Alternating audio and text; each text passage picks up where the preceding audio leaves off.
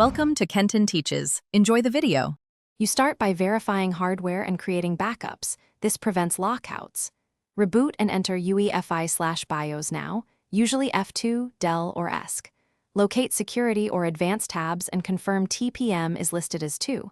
0. If listed as PTT or FTPM, that is fine. Once done, enable firmware TPM but do not save yet. Make note of current boot mode.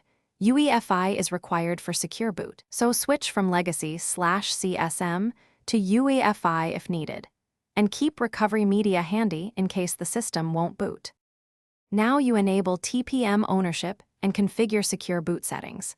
Set or confirm a UEFI supervisor password so changes are protected. This also prevents accidental resets. Enable TPM/PSA/FTPM and accept any prompts to initialize, if clearing ownership, export keys, or note consequences. Switch to UEFI boot mode and enable Secure Boot. Then select Standard/Windows default keys unless you need custom keys. Save changes and exit. The system may reboot to apply firmware and finish by verifying the environment inside the operating system. Boot to Windows and run TPM.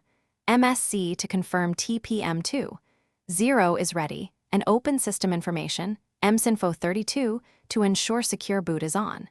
If you switched boot modes, repair the bootloader or reinstall OS if necessary. Use recovery media to run startup repair.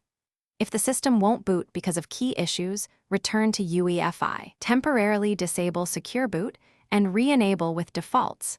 This single troubleshooting step resolves most key mismatches.